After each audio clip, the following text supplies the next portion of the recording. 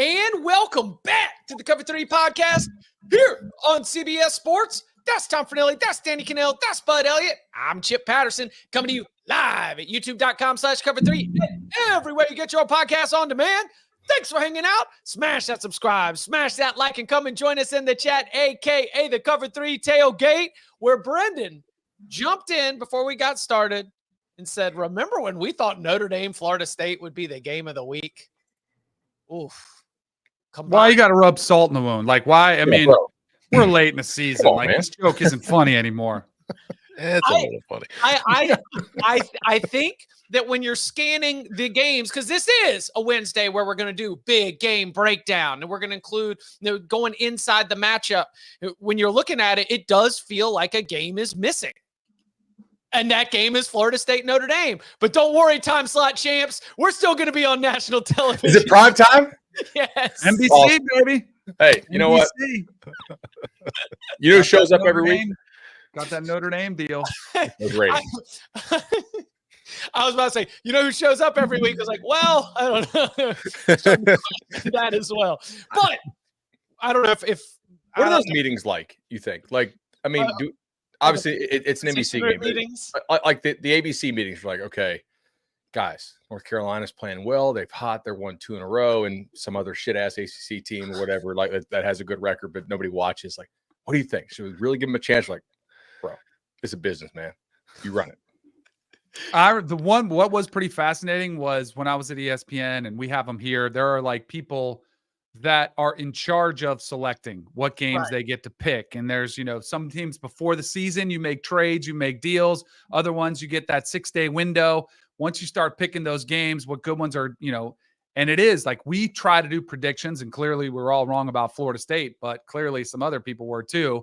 And you see those mistakes play out. It costs people jobs when they miss on some teams. They thought we're going to be a, big game. And then all of a sudden it doesn't rate well and it costs you millions of dollars. It's pretty interesting to see those kind of jobs exist and where they try to go and predict who's going to be good and who's going to be watching or not. We can do it. We could. Yeah. You know we can hire your coach. We could pick your games. Yes, I am down to be part of the search firm. I have maintained I would prefer personally. If you were a conflicts of interest. Mm-hmm. I would then prefer, some of these ADs, like some of these ADs who are rep by the same agent they're negotiating with for the coach. I would prefer personally that my employment is not tied to my prediction record. That's something that I have tried to. Thank goodness. Looking at our top 25 picks on the season, or our cover 3 locks. Thank goodness they're not tied to our jobs. I've tried to provide value in lots of different categories. This is those first quarter ones. Yeah. Speaking of providing value, I think we should go. No better time than to go and check in on the market.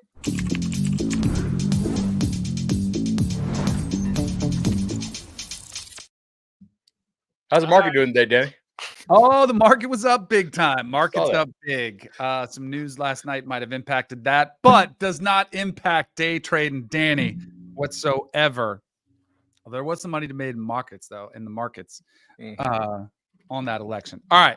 I'm going to start with some trades that I'm going to make on the coaching carousel. Ooh. With a few games to go, with a month left in the season. You know what I'm buying? And we've alluded to this a couple times already. A coach that we thought was toast, that was going to be done at the end of the year.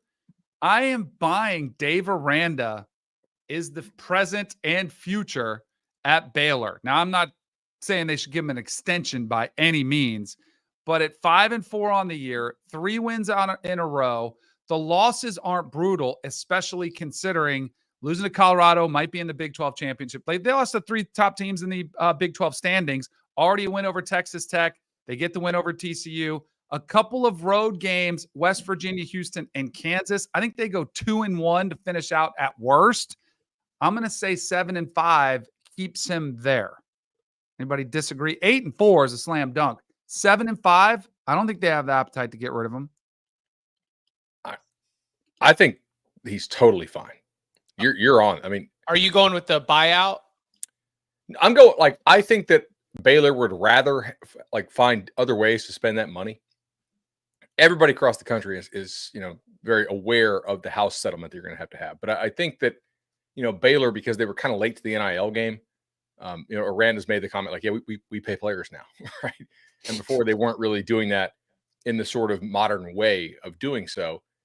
I think like the guys are still playing hard for him. I think he's got good buy-in. I mean, does Robertson have another year? I don't think so. I mean, he was I think he was at Mississippi State for 2 years before he transferred. I mean, he's playing as well as almost any of like the second tier quarterbacks in the country right now. Oh, he might have another year, actually. Right now. I just think he's really good. Oh yeah, that's. He's been playing very well. Yeah, I am not. Tom had him in his power ratings like 5 weeks ago, and people gave him smack. Like he's playing very well. I'm not criticizing the analysis. Chip is just a hater. Like Chip has always hated Sawyer Robertson, and it's evident as much today as it has been the entire time. Part of the perception thing that like they brought in Finn. So like, did they not know what they had in Robertson? Possibly. He's a redshirt junior. Yeah, so he's got another year. Yeah. Dave Aranda signed a contract extension in February 2022 that runs through 2029. His buyout right now estimated in that sort of like 16, 17 million range. Danny, I think you might be onto something. All right, so I'm buying him. Unfortunately, this is a guy I really like, and if you'd asked me 3 weeks ago, I probably would have bought, but instead I am selling Sam Pittman as the future at Arkansas. Losing 2 out of the last 3. When I thought we would have bought him was after they beat Auburn on the road. They played Texas A&M tight, beat Tennessee, which felt like this huge monumental win. Then you lose to LSU. It's not close. Then you beat Mississippi State, a game that you should win. And then you get blown out at home, giving up 63. And I don't think the fans care that Taylor Green was hurt and missed a few series. And that probably played into the snowball effect of that game. Unfortunately, I think I have to sell Sam Pittman as the future at Ole Miss. And I think they'll be the first school that starts getting in the mix for hiring the next hot coach, which I would keep an eye on one Rhett Lashley at SMU as being that name. You don't think hiring SMU's coach burned them too bad the last time that they did it? I mean, they bought Bobby Petrino back to be their offensive coordinator. That's true. Okay. So I don't know if they have, it seems like they have a fairly quick memory down there at Arkansas. I was at dinner with 2 Arkansas alums, different ages, one younger, one older. And I actually texted one of them because we were having this conversation. I was like, man, aren't you guys feeling good about Sam Pittman where it is? And it was like, eh. And then I texted, hey, congrats on the Mississippi State win. And it was like, we should have won that game. I think the 63 points at home was one of those losses. Then they have Texas, which is probably going to be ugly after the bye. Louisiana Tech's a must win. And at Missouri, maybe the game that determines the fate. But I'll say they lose at minimum 1 and maybe 2. That Missouri game could be it, but I would sell Sam Pittman stock, unfortunately. What do you guys think? Is there like a possibility if they get crushed by Texas, he's gone the next day? I don't know about that, but I do think I was trying to run the math on this. I believe that he will not drop below the certain number that is needed for them to trigger the cheap buyout. So they're going to have to really like the candidate they have lined up to not run it back one more year. A lot of people having problems with that these days. All right. Speaking of this one, it's probably a little bit more of a flyer. This should be higher risk reward. I'm buying Billy Napier is there at Florida next year. Okay? Because when we were talking about selling him, it was DJ Lagway might be done for the year. Here's what you have to do. You sit him versus Texas. Like, duh. Sit him versus Texas, and you win. You go 2-1 to finish the year. You get one of those games versus LSU or Ole Miss. Those are your signatures. You're ideally competitive in both. And then you beat your rival on the road at Florida State to get to 7, right? Is that the number? 7-5 versus this schedule, which everyone told you was the worst schedule. And most importantly, I did talk to Chris Doring, who lives in Gainesville, former Gator, superstar, legend, said the players, quote, adore Billy Napier. I'm going to say they fight for him. I say he gets one of those 2 games at home, especially if he rests DJ Lagway, because I don't think it'd be very smart to roll him out there against Texas, even if he says he can go. just kind of sacrifice that game, throw the young kid out there, try to slow it down, come back and really focus on getting one of those 2 wins at home?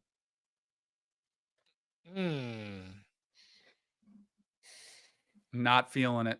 I mean, at least you're buying low. Right. So, but I don't know. I think a lot of it could depend on who they feel like they could get in his place.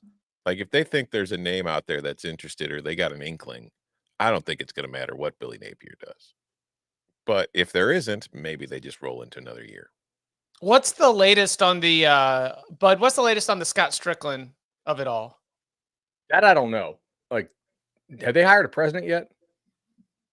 Because they've got the interim still, right? And then the interim's away. Obviously, like Strickland, from my perception, if you fire Billy, Strickland's getting fired too. At least that's my guess. Just because, are you going to let this guy make 3 hires, given that the other hires he's made really haven't worked out very well? And I was talking with our colleague Richard Johnson about this. You know, even look at the basketball side. It was that Mike White situation where you hire him and then he just ends up like snaking off to Georgia. So then you go hire Todd Golden, and like Todd Golden got him to the NCAA tournament, but it's not like Todd Golden on one end of the bench, while the other end of the bench of the SEC is John Calipari and Bruce Pearl and just these like larger than life figures. It's Right. It's not the best track record for sure. I think. And somebody pointed out it is 6-6 if they get there. 6-6 if they finished out. If they got 2 out of those games, one of Ole Miss, because I'm assuming they lose to Texas, but they would beat Florida State. They have to get one of those to go 6-6, which is still, the win total was 5.5. Getting over that at least puts you above your expectations. And they have been competitive with a lot of injuries. I think that should count for something, but we shall see. All right. I have a basket of stocks, an ETF, you will. I want to see if you guys can tell the difference in one of these, because one I'm buying, the other I'm short selling. Okay. They're all teams that are in the top 11 of not the rankings, but in the Vegas odds to win the national championship, not make it, to win the national championship. All right. I am buying Oregon, Ohio State, Miami, Indiana, and Texas. I am selling Georgia, Penn State, Tennessee, Notre Dame, Bama, and Ole Miss. Teams to win the national championship.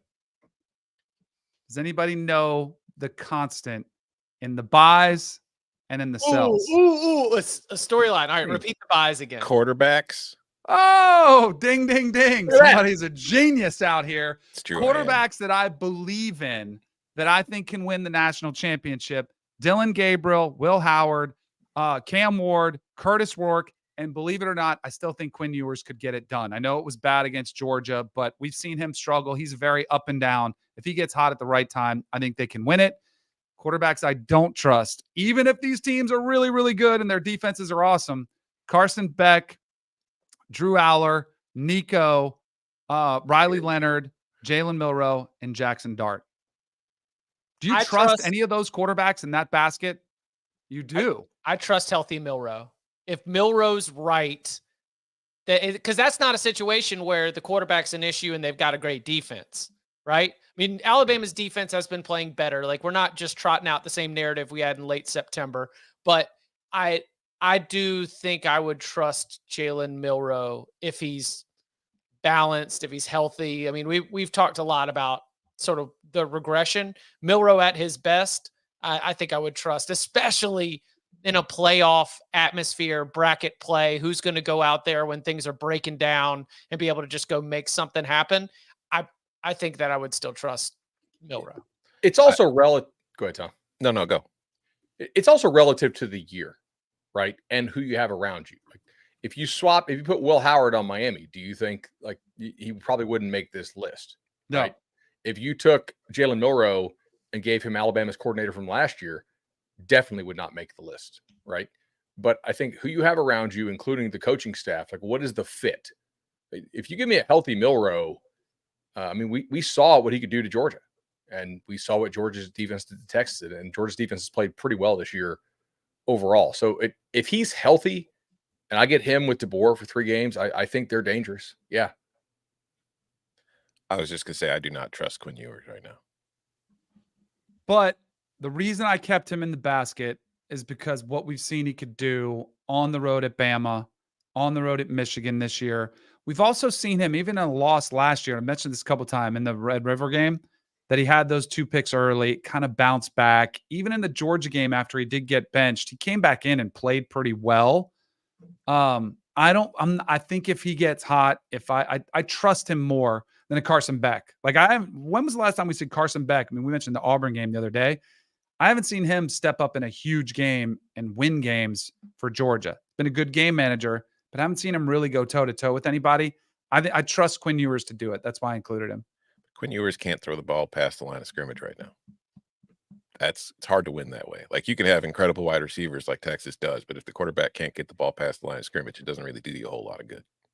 Yeah, I saw you put out that stat, right, about the under. What was the stat you put out a while, maybe a week ago or something, about the targets either behind the line of scrimmage or? I know what you're talking about. I didn't put it out, but you did. If you look at his pass chart, which I have my eyes on right now, there's a whole lot of throws within 5 yards of the line of scrimmage.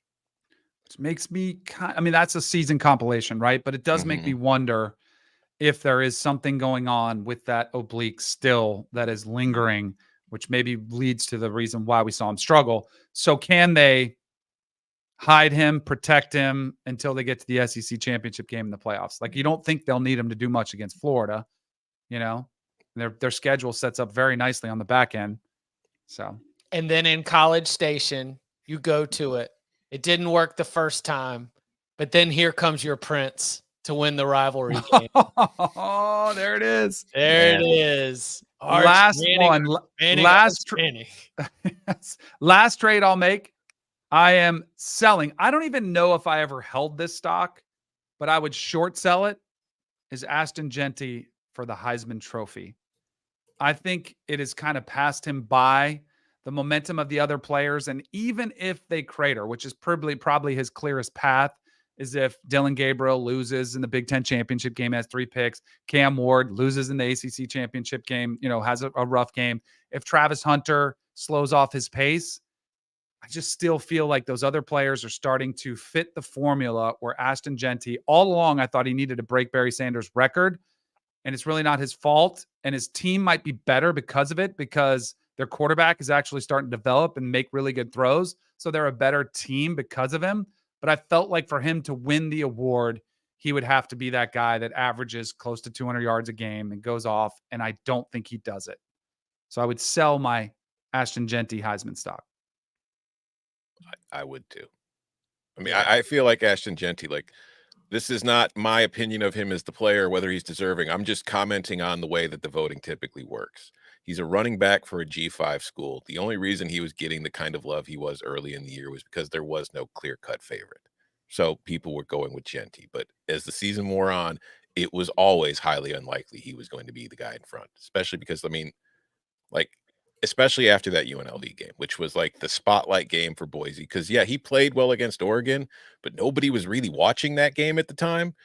And so you come in with the spotlight in UNLV, and yeah, you finished with 130 yards, but they held you to under 4 yards per carry. So when people finally tuned in to watch you, you didn't have a great game. I don't want to make this a commentary on deserving or should. Right. I 100% understand why you could look at the shifting landscape and the way that Heisman voters have acted in the past. But if he's flirting with Barry Sanders' record, it's going to be very hard for me to look past the excellence, in terms of a deserving conversation.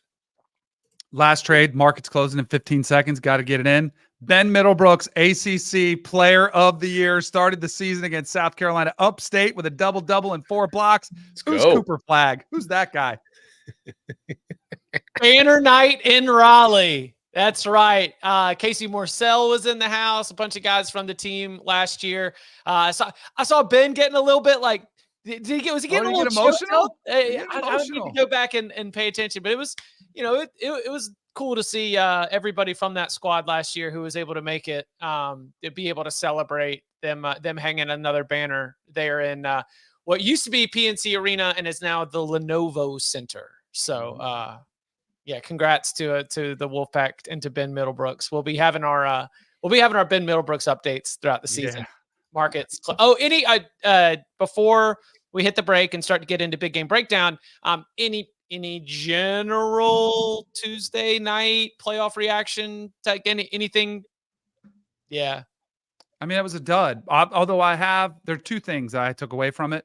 One, I do think the committee has always been impacted by the AP top 25. People have They tried to copied and deny- pasted it. Changed like two Exactly. spots. But I also think it's a combination that, yes, they're paying attention. They're watching every week. They see the rankings before, so it impacts them all the way from the preseason.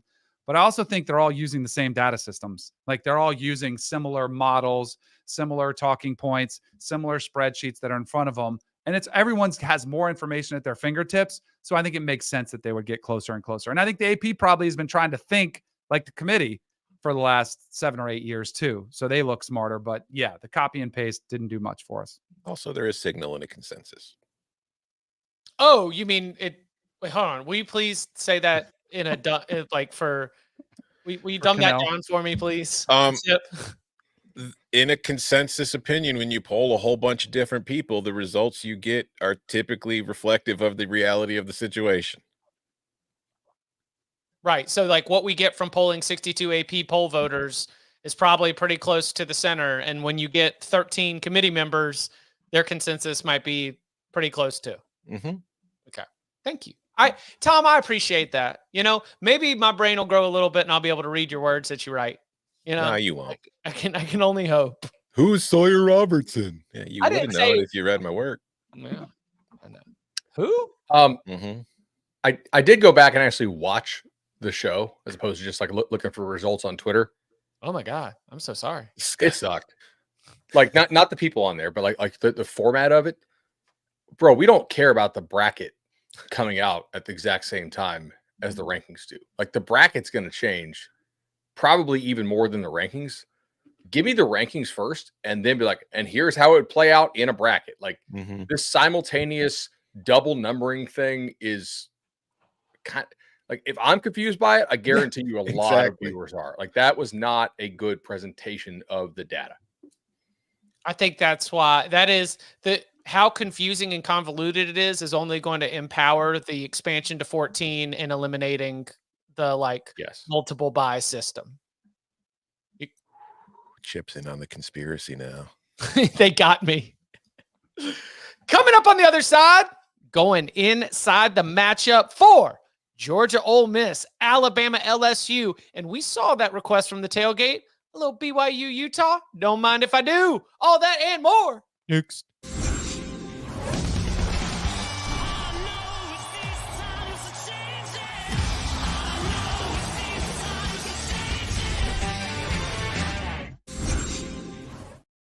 Back here on the Cover 3 podcast every single Wednesday. We've got picks coming on Thursday in our lock show, but now got to break this down.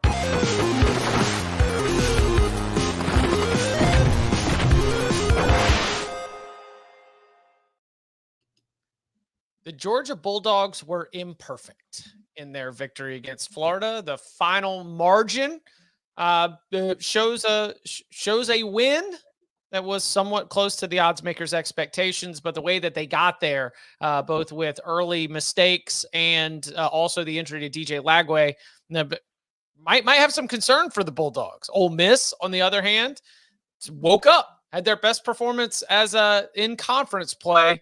Offensively, again, we highlighting Jackson Dart and all of those yards and all of those touchdowns. So does it continue?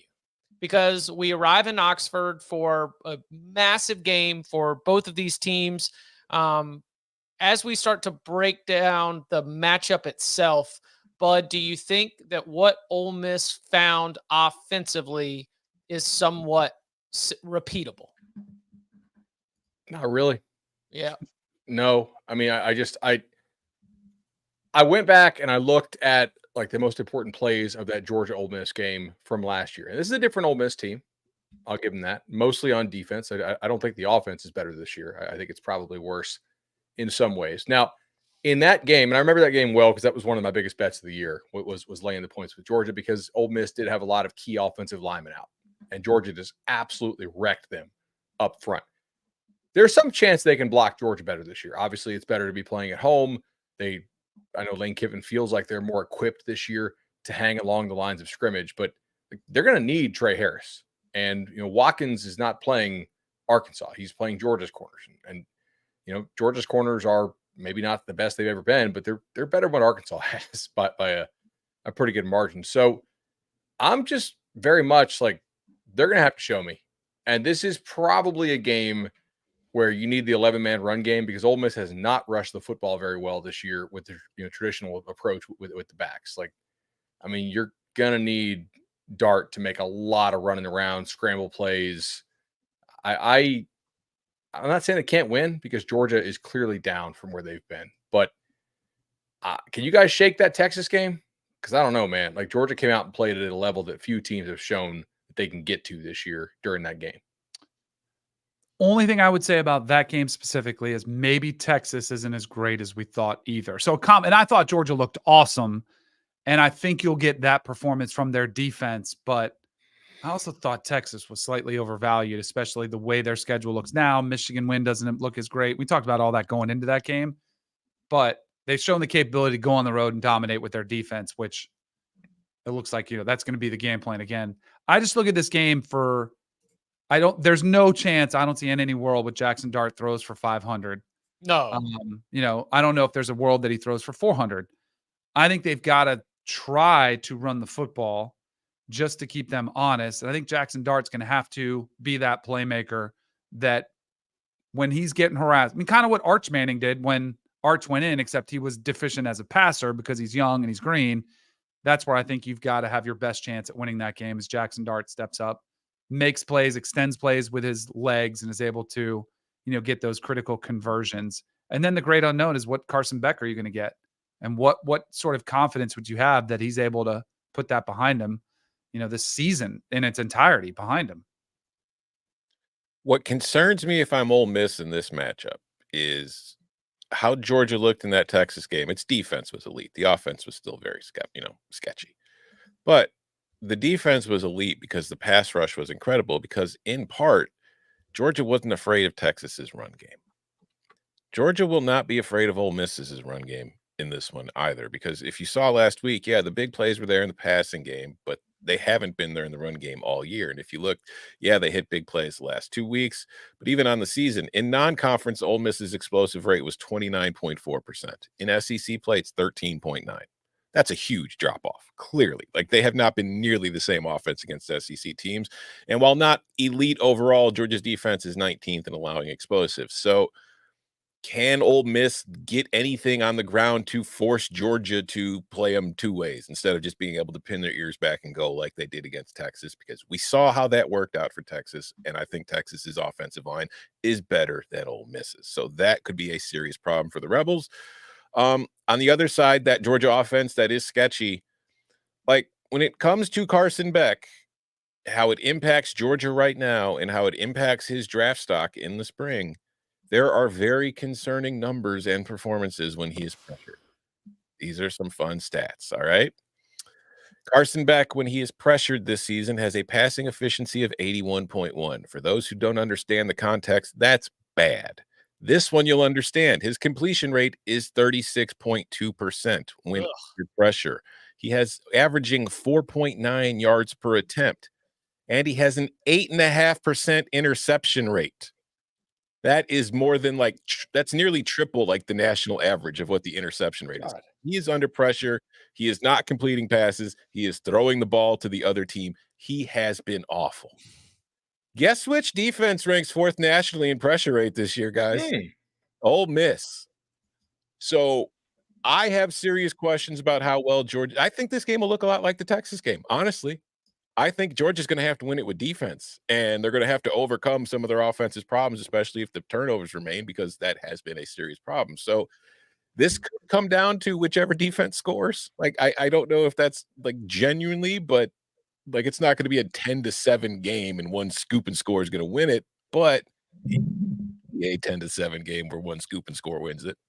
Following up on your Ole Miss ground game concerns, leading rusher Henry Parrish Jr. is not on the depth chart, not expected to play this week. So while Ole Miss has been working to get healthier on the offensive line, They are now down. Let's see how many of these carries. He's got 130 carries on the season, 10 rushing touchdowns, averages 5.22 yards per attempt. The second leading rusher on the team is Jackson Dart.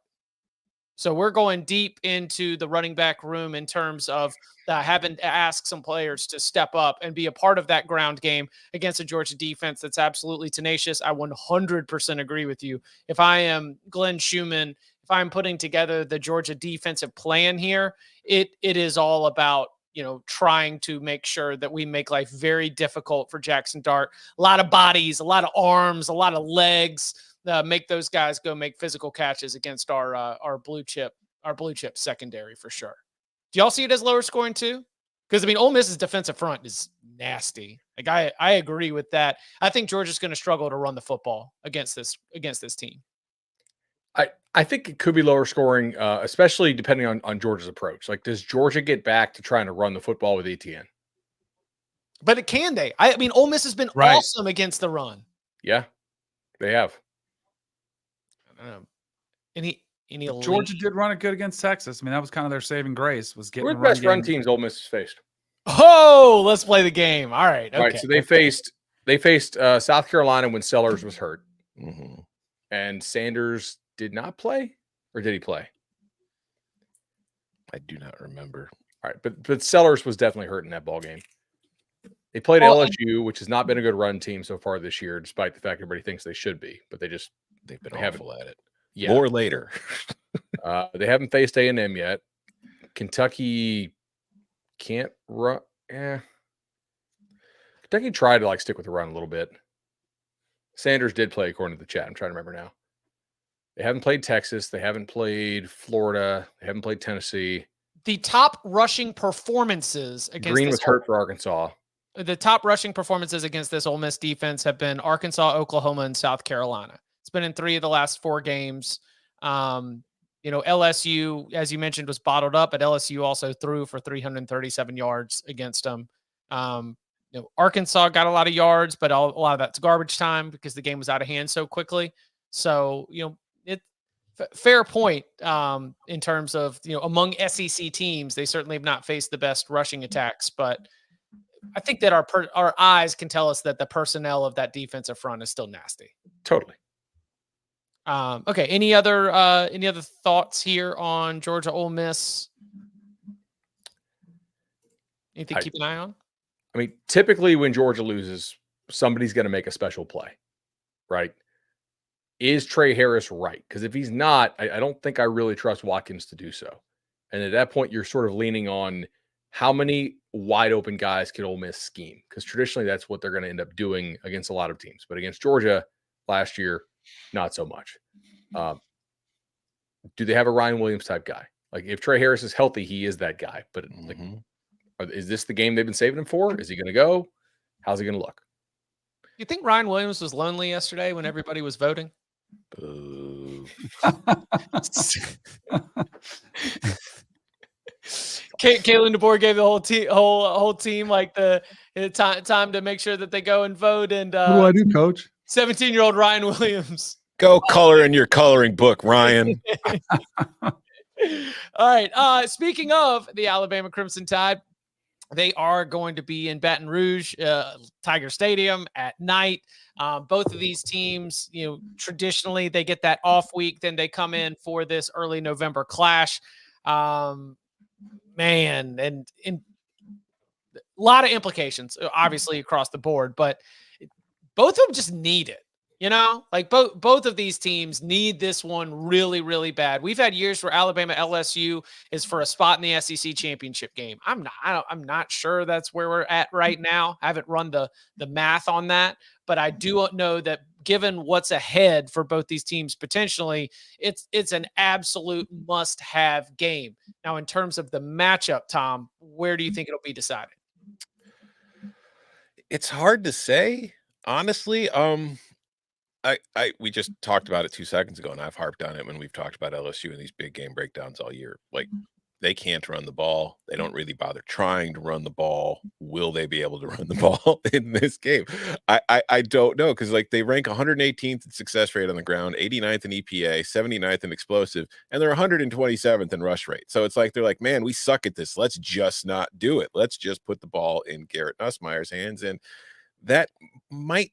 I still feel like you're better off trying to at least maintaining some semblance of it, because if you look at Alabama's defense, like they're 20th in EPA per rush, but it's a little misleading because they're 39th in explosive and they're 57th in success rate. So you're not getting the big plays against them on the ground, but you can kind of, keep the offense on schedule against this Alabama defense. You can get yourself in a 2nd and short rather than being in a 2nd and 10. So I do think they should still try, but the most interesting aspect of the matchup to me is because I don't think they will try, even if they should. I think this is going to be Garrett Nussmeier versus Alabama, which is how LSU is trying to win games most of the time. So if you look at how Alabama has defended so far this year, while they're not at the top, they are in the top 1/3 of the country as far as playing man coverage. Like they play more man than most teams. Will they change that around in this game? Because if you break down Nuss's performance this year against zone, he's got a 2.8 touchdown percentage and a 3.7 interception rate. Against man, 8.9% touchdown rate, not a single interception yet. He has done very well when defenses give man coverage against him because A, he's got the receivers to do it, and B, he's very good in the pocket at manipulating it, standing around, moving around, and getting the throw off. So he just waits for his guy to get open against man, and then he can make that throw because he's got a damn cannon attached to his shoulder and a whole hell of a lot of belief in it. The other side of this is Alabama defensively, a lot of the reason they're playing man a lot of the time is because they can't generate pressure with a 4-man rush. They need to blitz a lot to get pressure most of the time. They are 14th nationally in blitz rate. Nussmeier versus the blitz, 10.5% touchdown rate, still not an interception. He's been sacked twice. 2 of those were last week or in his last game. So I just think the way Alabama defends does not play to their favor in this matchup. So it will be interesting to see if Alabama changes things up defensively or if they go with what they've been doing. And if they go with what they've been doing, I think Nuss might tear them apart. Yeah, I could see this shootout as well. Think about what A&M did to LSU when Wegman was not getting anything done. They went QB run game. In the biggest Alabama games this year, it's been Milroe's legs. Why would we expect anything different here? Assuming Milroe got right over the bye week, and I think maybe that was one of the most advantageous bye weeks that any team's had this year, because like that's their best weapon is Milroe's legs, not his arm. I would expect him to have 10+ design carries in this game. I mean, you got to think they're going to run the hell out of him. We talked about this all preseason. Like DeBoer ain't about, hey, let's develop you for the NFL. If it happens, it happens. DeBoer's trying to win ball games.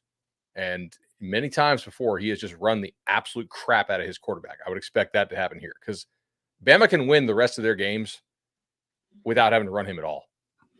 After Saturday. After this one. It's Oklahoma, it's Auburn, and it's Mercer. Right. So if he gets like 5 design carries in those games combined, cool. In this game, it's pedal to the metal on Milroe's legs early, often, as much as you need. Are we sure it's the legs? Are we sure it's injuries? Because the South Carolina game was the game that I thought he got banged up in, and he had 18 carries for 36. I just think teams are more dialed in, and I don't know if their receivers are very good outside of Ryan Williams. I think they get a little bit too one-dimensional throwing to him. So you start shading safeties towards him, give him a little bit of help, and hope you don't absolutely crush you. So I'm a little bit worried that even if Jalen Milroe is healthy, like, does he still have that, or can he do as much damage as he's done in the past with his legs? Because I do think he'll have to. And I totally agree with you. I absolutely love, every quarterback would love throwing against man coverage. Like, you tell me it's man, I don't have to worry about looking off. I don't have to worry about timing and rhythm. I can hang with guys. I can let them win. All of that. Give me those matchups every single time. And I am not convinced that Alabama's secondary is fixed because of facing Drew Pine and pitching a shutout in that game. Yeah, it's definitely not. And Nussmeier. So Nussmeier clearly was rattled on the road versus a better defensive front. Like, now he's at home playing against a defensive front, which isn't as good as A&M's. I'm leaning towards LSU in a higher scoring game. And can you trust Alabama in that higher scoring game? And can Milroe go toe to toe with Nussmeier? I'm also interested to see how LSU plays without Dellinger. Ross? He doesn't cover them anymore. Well, Garrett Dellinger, one of their pretty good offensive linemen. He had tightrope surgery. He's going to miss the game. Maybe he'll be back before the end of the season. I mean, I don't know they have great offensive line depth. Not that anybody really does, but Bama's D line's been pretty decent this year at getting home at times. And I wonder how Bama play. Like I thought at times against Beck they played well, and then at times obviously gave up almost 50. So certainly not perfect, but if they don't have to account for the QB legs, are they a little bit better? We'll see, because obviously Nuss is not a huge run threat. No. Who's got the coaching edge? In big games, I'm taking DeBoer. Yeah, right now I think. I mean, let's At see. home though, off a bye, Brian Kelly's been pretty good. I know. Where's my stats? Here, I'm just gonna bring this up real quick. Like in big games this year, they've lost to USC. They beat Ole Miss by 3. They've lost to Texas A&M. I mean, this is at home, and this will be the Ole Miss game was at home, so obviously that is something in their favor. But I just feel like in big games this year, Brian Kelly has fallen short. And I know Alabama has lost to Vandy, and I know that they've had problems too, but I just think that the track record from what I have seen in recent years has me leaning towards Kalen DeBoer. Is this the best offensive line LSU has faced? All right. Here you go. And if so, by how much? Okay. All right. LSU's offense. It's not USC. Nope. Not South Carolina. Not UCLA. Nichols? Yeah, no, this is the best offensive line they faced. Yeah, I was thinking about that. They're like, oh, this D line's improved, and they got some guys that are playing well. And I'm like, okay. And A&M, which did not look great offensive line wise against South Carolina, A&M shoved them. That was on the road, though. That's the one thing I keep noticing is that decent offensive lines really struggling on the road. Yeah, but A&M got completely overwhelmed at home, too, by Notre Dame. Whenever they faced a good defensive line, they've gotten beat up. My point is, like, how fixed do we think this LSU defense actually is? I don't know. Well, I'm skeptical.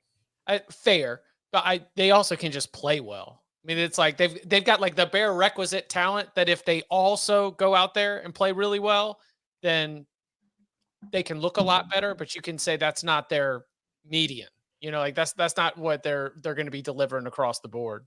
And maybe not going to be able to trust in a game like this against an offense like Alabama. The chat is saying this Bama offensive line is not that good, but I'm who is good then? We may need to have Aaron Phillips or Aaron Taylor back on here in a little bit just to talk like who's going to win the Joe Moore Award this year? Because sure as hell ain't Georgia. It ain't Ole Miss. I mean, we thought it was Texas, and then to be a lock. Georgia punked their ass. It ain't Ohio State. It's probably not Oregon. It's Western Boise State. Boise State. Yeah, I mean, like I think Bama's O-line is pretty decent, to be honest. Yeah, I don't think there's a great. I mean, I think it's reflective of the season. I don't think there's a great offensive line out there. I think there are great offensive linemen. I mean, the best team right now in FPI is a 26 rating. Best team in 2019 was a 34. Yeah. Like we were talking like the best teams of yesteryear were like a touchdown better than the best teams of this year. There's a ton of compression at the top of the sport. I will say I think the Oregon offensive line is playing the best right now. Yeah. As far as in their scheme and doing their jobs, I don't know if they are the best offensive line, but I also think it's such a matchup dependent thing at times. Like I think some offensive lines are great in certain matchups and when they're able to do certain things and they're just coached that way. But when they get out of a certain kind of comfort zone and have to change things up a little bit, it looks terrible. And I think we saw that in the Texas-Georgia game. Great BG in the tailgate. Indiana. Again, like the players are not the bet. Like they are not like the loaded with performance-wise, yeah. But performance-wise, that Indiana offensive line, and I go back to the Washington game where, think Washington's causing a lot of problems for him early, and Kurt Cignetti's like, all right, we're just going to have to push them. We're just going to have to run the ball down their throat. And Indiana answered the call, and they just poured it on, just touchdown, touchdown, touchdown, touchdown, all throughout that second half. Something tells me they won't look nearly that good against Ohio State. But they might against Michigan. They might not, though. That's the thing. It's like we're going to find out a lot more about that team this week. Man, Hater. I'm not a hater. I think they're a wagon. I think they should beat Michigan. I think that they can beat Ohio State. Will they? Who the hell knows? Coming up on the other side, more of our look around Week 11's biggest games with matchup thoughts on the Holy War. Big 12 style and more next.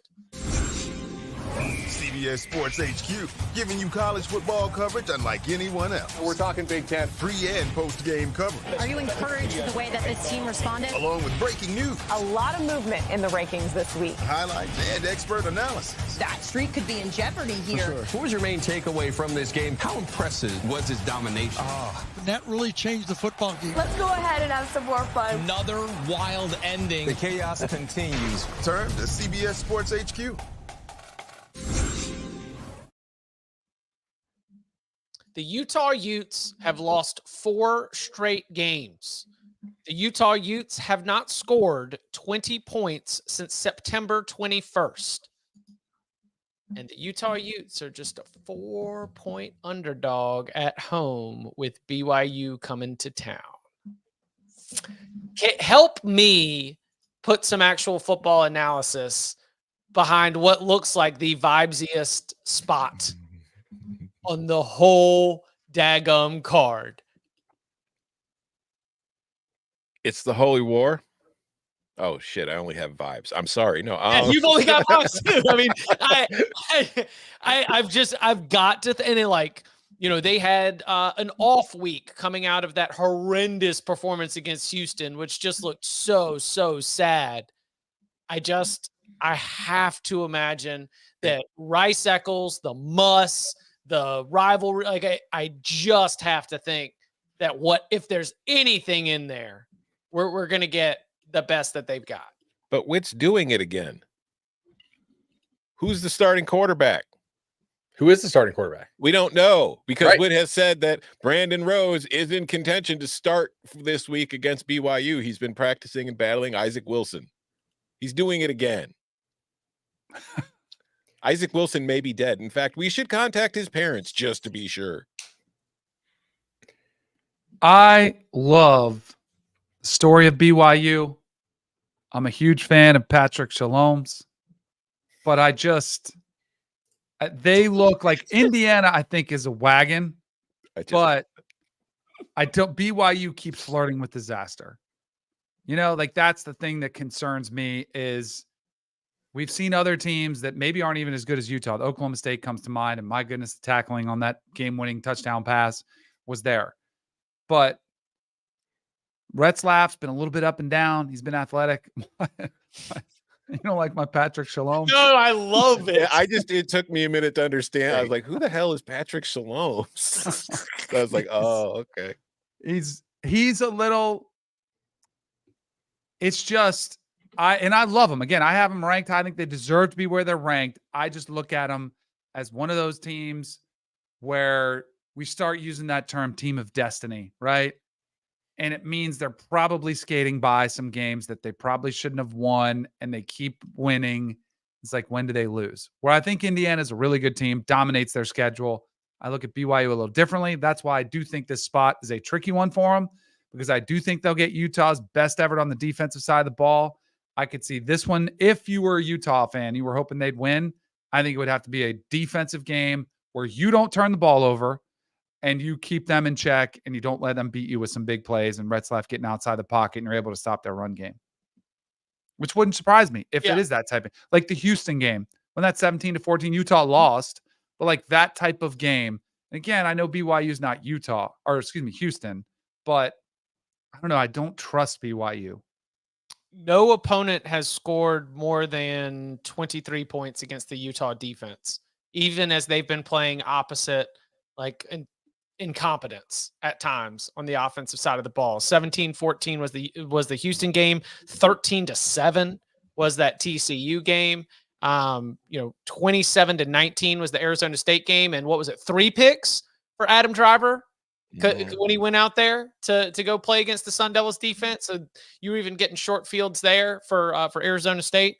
But Bud, you got anything?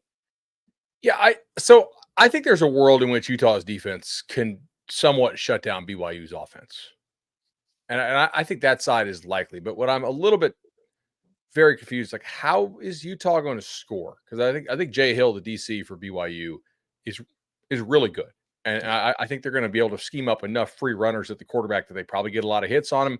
I mean, obviously Utah is going to try to limit that by running the ball, screens, all that kind of stuff. But I think BYU is going to get home on defense, and that to me, I think has got to be the scary thing. If you're Utah, like, how do you overcome that? How do you not have turnovers in those situations? But I mean, if Utah can drag BYU down to the muck, like, there's a chance that they just win some uglified game. It's very possible. It's sort of got my attention as well. What about let's stay in the Big 12. Colorado travels to Texas Tech. Texas Tech obviously riding high off the upset. Colorado was off last week. What are the matchup points here? Texas Tech is pretty banged up defensively, and Colorado's been playing extremely well.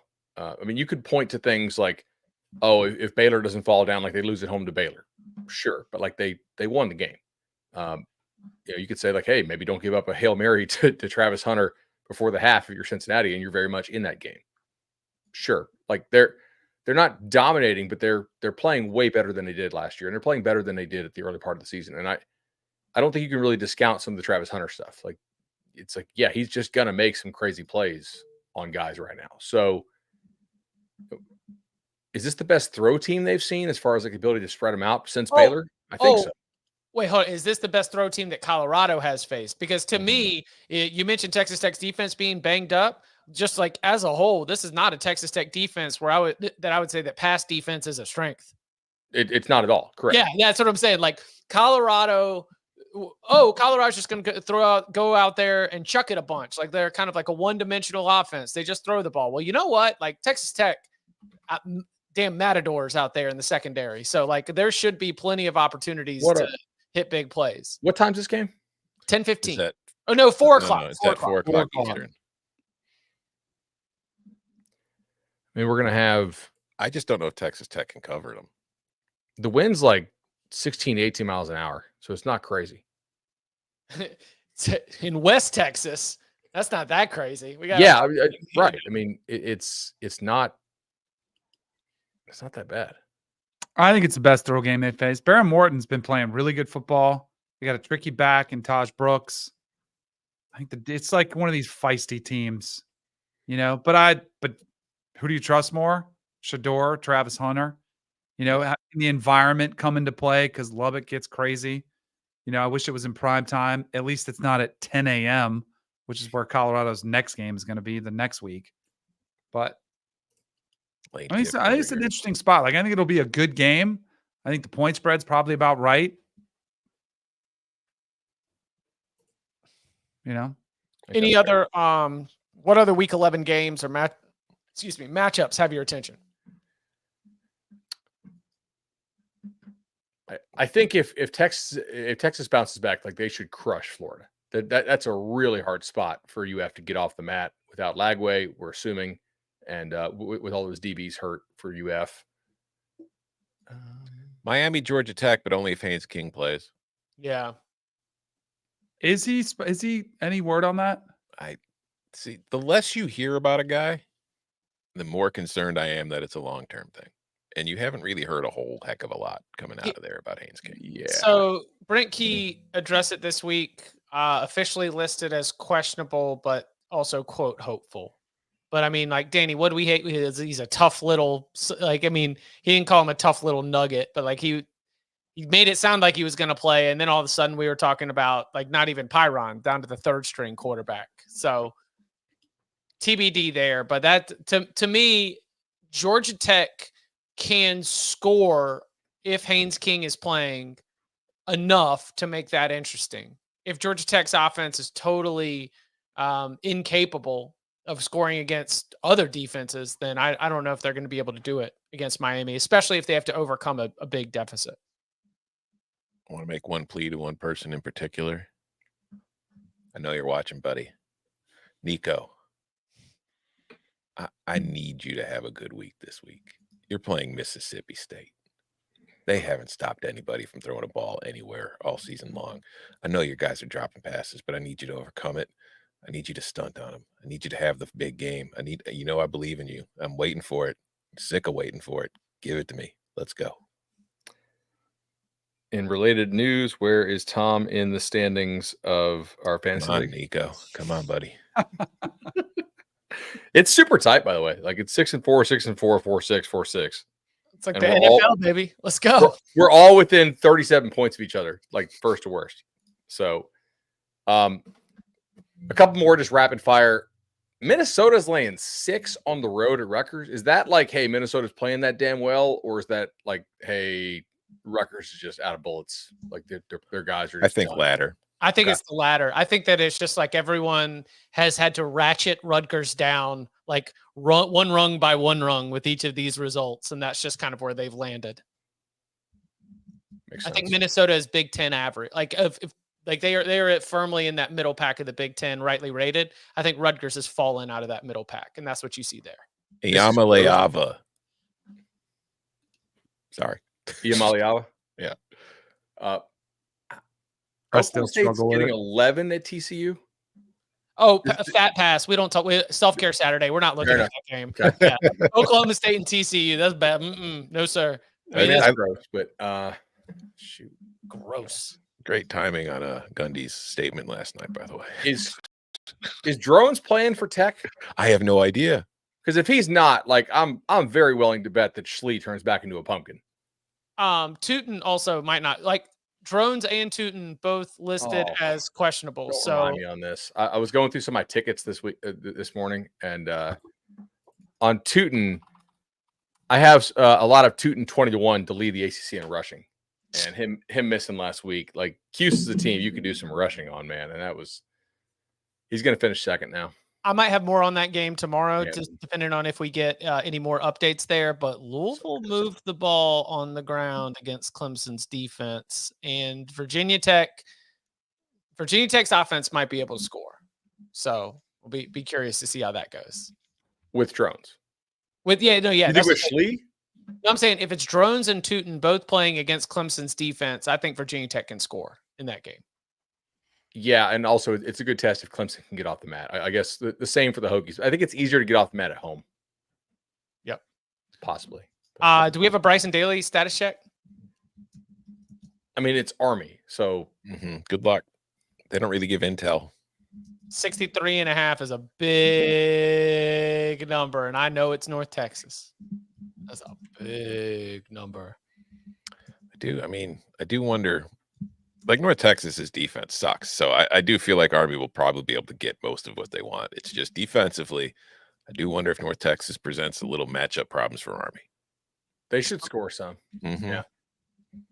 Okay, that's a very good point. All right. So before we drift too much into best bets land, let's put a pin in that. Come on back Thursday, 11 a.m. Eastern time for our Week 11 locks. And you can follow him on Twitter at Tom Fornelli. You can follow him at Danny Cannell. You can follow him at Bud Elliott 3. You can follow me at Chip_Patterson. Gentlemen, thank you very much. Thank you.